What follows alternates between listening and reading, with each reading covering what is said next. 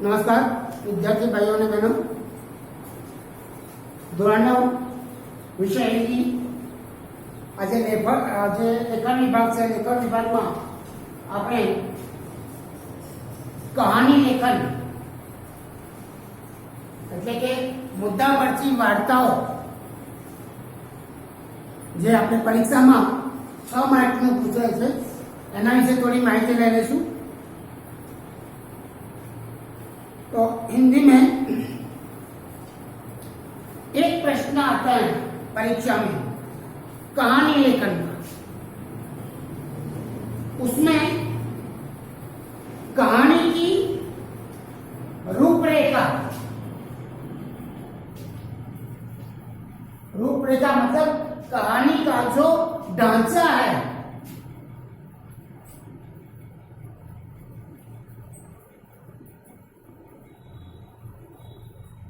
वह कहानी का ढांचा दिया जाता है। એટલે કે કહાની લખવા માટે મુદ્દાઓ ત્યાં આપેલા હોય છે। ये मुद्दाओं वांचीने कहानी की रूपरेखा पढ़कर आपको उस कहानी लिखना है और इसका जो शीर्षक है, शीर्षक भी कहानी के आधार पर इसका शीर्षक देना होता है। कहानी का शीर्षक लिखना और इसके साथ शीर्षक के साथ साथ कहानी के अंत में इस कहानी से क्या बोध मिलता है, बोध सीख हम लोग कहते हैं, क्या बोध मिलता है ये भी इसमें कहानी में लिखा जाता है।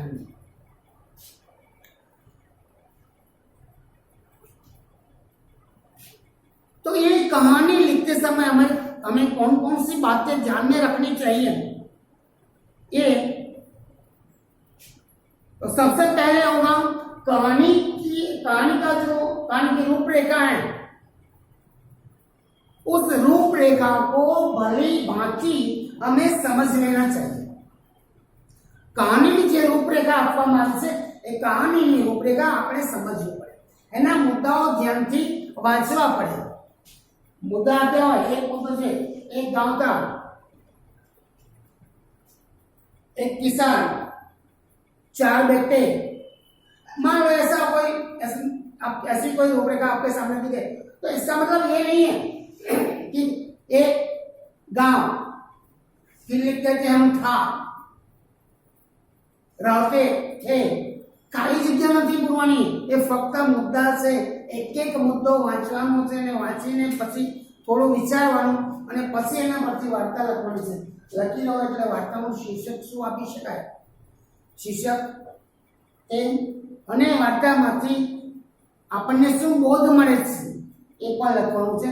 तो सबसे पहले हमें इसकी रूपरेखा को भली भांति समझ लेना चाहिए। रूपरेखा का जो विस्तार है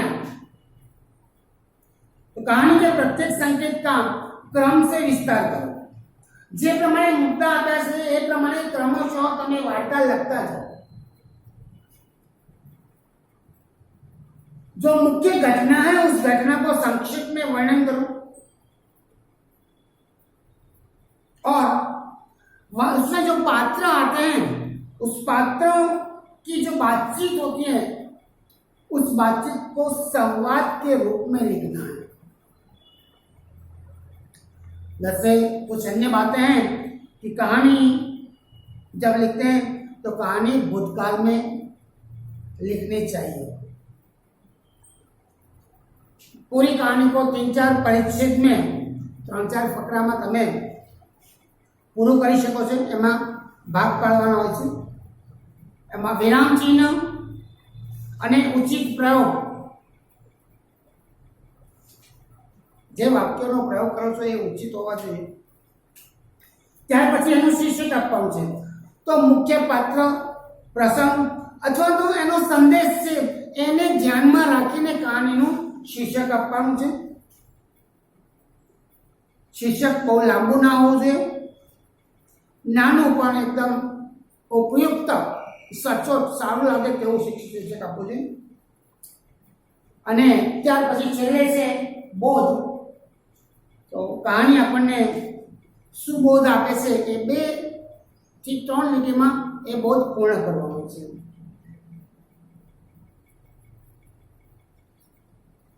વાર્તા જે છે, કહાની જે છે એ વધારેમાં વધારે 15 થી 20 લીટીમાં તમે લખી શકો છો, પૂરી કરી શકો છો. કહાનીની ભાષા એકદમ શુદ્ધ હોય છે. એમાં જરૂર પડે ત્યાં મુહાવરા હોય તો મુહાવરા પણ આપણે મૂકી શકીએ છીએ. એની જે લિખાવટ છે, લખાણ છે એ ખૂબ સુંદર, સ્પષ્ટ અને મરોડદાર અક્ષરો બહુ સરસ હોવા જોઈએ, જેથી પરીક્ષક એને સારી રીતે વાંચી શકે.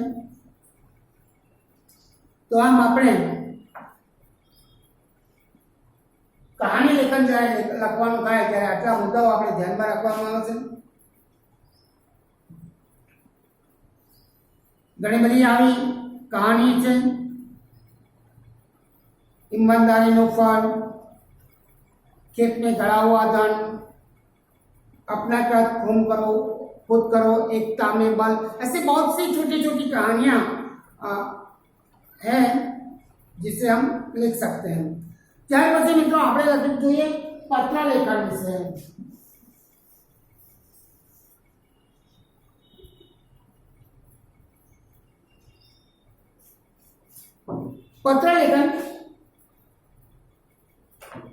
પત્ર લેખનમાં એક પ્રશ્ન પત્ર લેખનનો પણ આવે છે.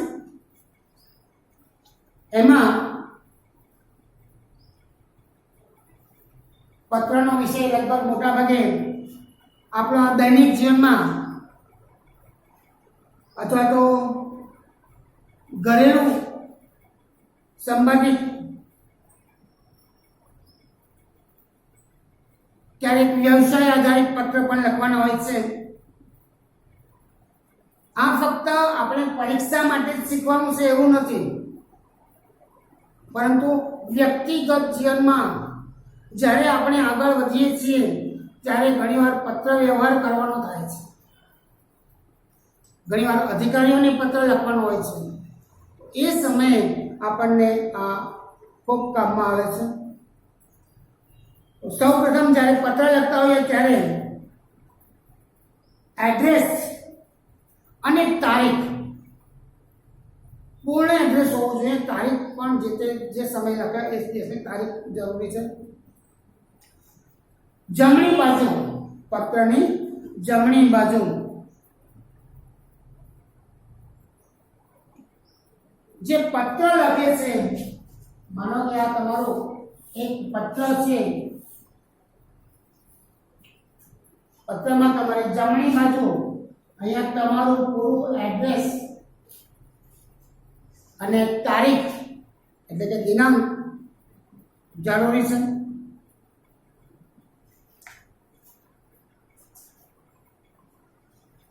ત્યાર પછી છે અહીંયા સંબોધન.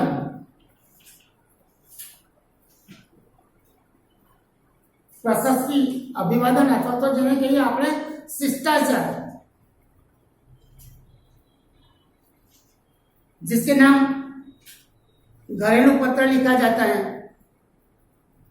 उसके साथ पत्र लेखक के संबंध में अनुसार बाई और संबोधन में लिखा जाता है. जैसे તમે તમારા પિતાજીને લખો છો તો અહીંયા પૂજ્ય પિતાજી, પ્રિય મિત્ર, આ ઘરેલું પત્રોમાં લખી શકીએ છીએ. અને એની નીચે બીજી લીટીમાં આદર, સાદર પ્રણામ, સપ્રેમ નમસ્કાર એમ પણ તમે લખો છો. કાર્યકાલીન અથવા કાર્યાલયીન પત્ર તો बाई और આપણે એટલે કે ડાબી બાજુ લખીએ છીએ સેવામાં અથવા તો सेवा में. जिससे पत्र लिखते हैं उनका नाम और पता लिखा जाता है. અહીંયા માનો કોઈ અધિકારીને લખીએ છીએ તો અહીંયા સેવા में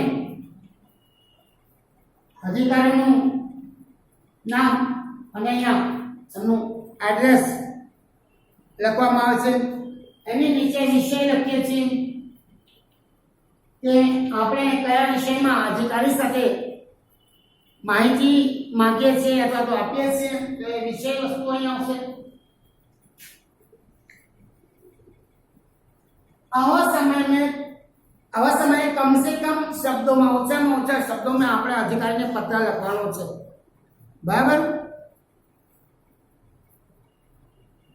કારણ કે લાંબા પત્રો લખવાથી શું થશે, જે મુખ્ય વસ્તુ છે એ સમજવાની બાજુ પર અને વધારાનું જે લખાણ થઈ જશે ત્યારે મુખ્ય જે વસ્તુ છે એનો અર્થ આપણને એનું જે મહત્વ છે ઓછું થઈ જાય છે.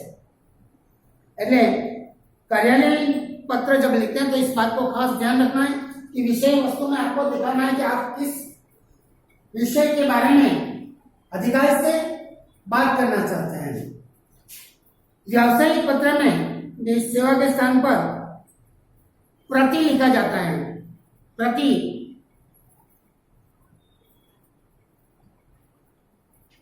पत्रनी मध्य भाग में विषय वस्तु स्पष्ट रीते આપણે લખવાની હોય છે. મિત્ર યા તો रिश्तेदार को जब लिखे जाने वाले पत्रों के आरंभ में મિત્રોને લખીએ છીએ ત્યારે આરંભમાં એમના કુશળ સમાચાર પૂછે છે અને પત્રની વાતચીત પણ કહે છે કે તમારો પત્ર ઘણા સમયથી મળ્યો નથી એમ પણ લખી શકીએ છીએ આપણે. अंत में जिसके पत्र लिखा जाता है उसके परिवार के प्रति हम शुभेच्छा प्रदान करते हैं, आदर प्रकट किया जाता है और उसे पत्र का उत्तर देने के लिए कहा जाता है.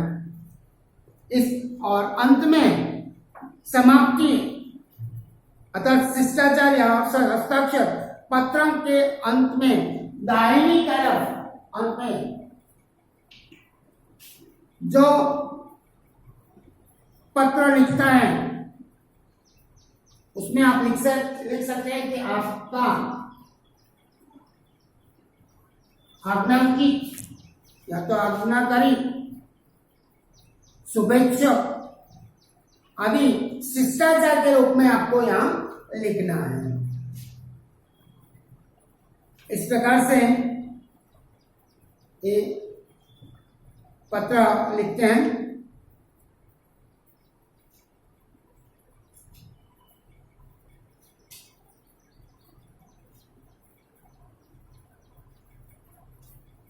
पत्र 3-4 परिच्छेद में फकरा में लखाय छे. पत्र की भाषा हमेशा शुद्ध और सरल तथा स्पष्ट होवी जोईए. विराम चिन्हों उपयोग मित्रों खूब विचारीने आपणे करवानो छे. पत्र में हमेशा बने त्यां सुधी कड़वी वातो लखी न जोईए અને એ પ્રમાણે વધારે પડતા ભાવુકતા પણ પત્રમાં આપણે બતાવવાની નથી.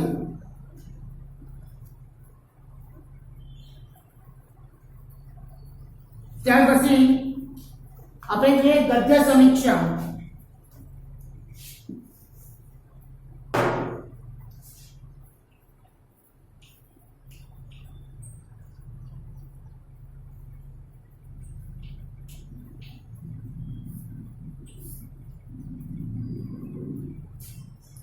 ફકરો આપવામાં આવેલો હોય છે ત્યાં લખેલું હોય છે કે નિમ્નલિખિત परिच्छेदों पढ़कर नीचे दिए प्रश्नों के उत्तर लिखिए.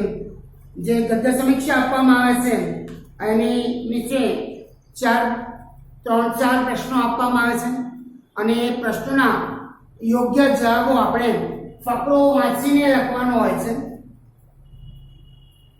ખાસ ध्यान रखવાનું કે જ્યારે પણ ગદ્ય સમીક્ષા કરવાની હોય ત્યારે જે ફકરો આપણને આપ્યો હોય ગદ્યગન માટે એ ફકરો 1 થી 2 વખત ધ્યાનથી વાંચી લેવો જોઈએ.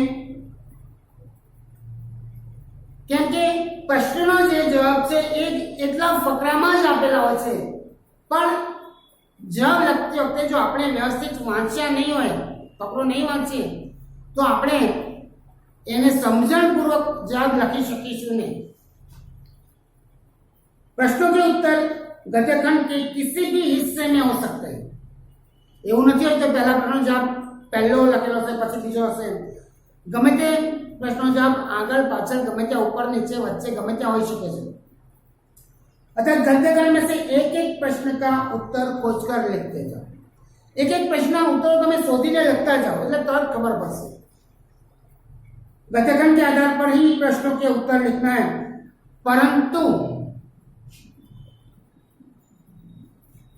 भाषा जो है वो अपनी हो।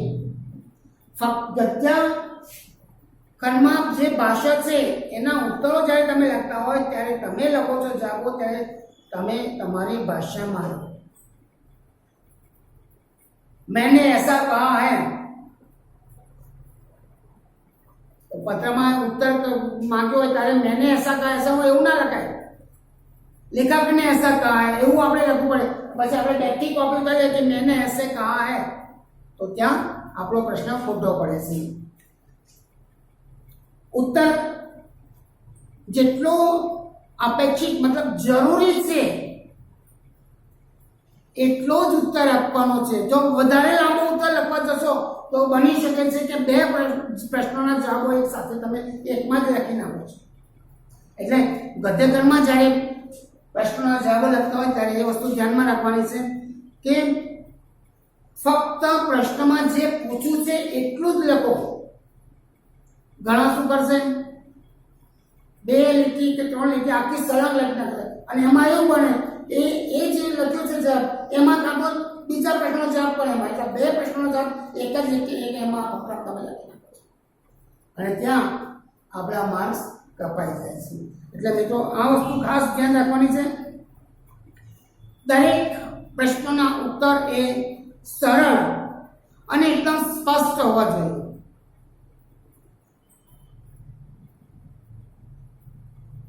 વર્તની હમણાં આપણે સીધી ગયા આગળ ભાગમાં એકમાં વર્તની વિશે તો વર્તની અને વિરામ ચિહ્ન આ પ્રત્યે ખાસ ધ્યાન આપવાનું છે। આપણે ખ ની જગ્યાએ ર વ લખવાનું નથી। ગદ્યખંડનો જે મુખ્ય વિચાર અથવા તો ભાવ હોય એ અનુસાર ગદ્યખંડનું આપણે શીર્ષક આપવાનું છે। बराबर।